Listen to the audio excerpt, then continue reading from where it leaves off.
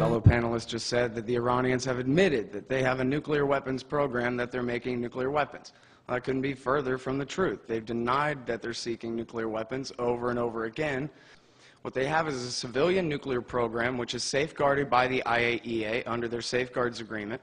Any non-nuclear weapons state, such as Iran, which is a member of the Nonproliferation Treaty, must have a safeguards agreement with the IAEA, which allows the International Atomic Energy Agency inspectors to monitor their nuclear facilities and verify the non-diversion, as the IAEA has in the case of the Iranians more than a dozen times over the years, including just late last year. They have continued to verify the non-diversion of any nuclear material to a military or other special purpose. So what they're basically saying to you is, we have proved the negative. We have proved what they have not done. They have not diverted any of their nuclear material away. Nobody's accusing the Iranians of producing plutonium or having any plutonium. They're being accused of enriching uranium, but they're enriching uranium to a measly 3.6% industrial grade for use in their electricity program.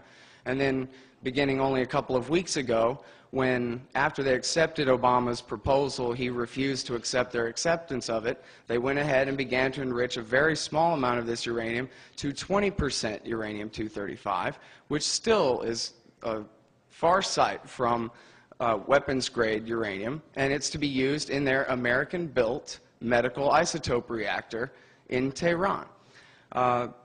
However, if you turn it to ABC, CBS, NBC, CNN, Fox News, or any of the rest of them, the Fox guys and David Schuster over at the liberal channel, MSNBC, will all agree that there's a scary, dangerous nuclear weapons threat from Iran. And they just figure, you don't know about a safeguards agreement, you don't know about the Nonproliferation Treaty, you don't know the difference between 3.6% and 90+% uranium-235, and therefore, if you're afraid of getting nuked in your jammies in the middle of the night, you'll let them go ahead and have their war.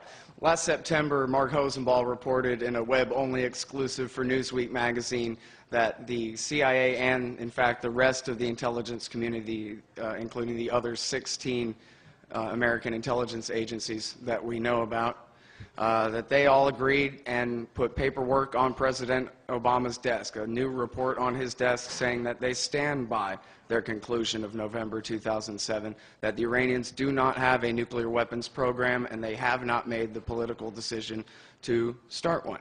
On February the 15th, the Director of National Intelligence, Dennis Blair, and I forget the gentleman's name, but he's the head of the Defense Intelligence Agency, the DIA, they both sat there sworn under oath before the U.S. Imperial Senate and said, we still stand by the conclusion of the unanimous intelligence National Intelligence Council, representatives of all 16 intelligence agencies from November of 2007. And that is, the Iranians have not made the decision to begin to make nuclear weapons. And no, the ability to take a couple of 100 pounds of uranium enriched to 3.6% 235 and turning that into above 90, 94% pure U-235 to making a weapon is not the same as flipping a light switch and taking one day. You're talking still about years and years. Plus, you got to have the metallurgist machine it into the actual pieces,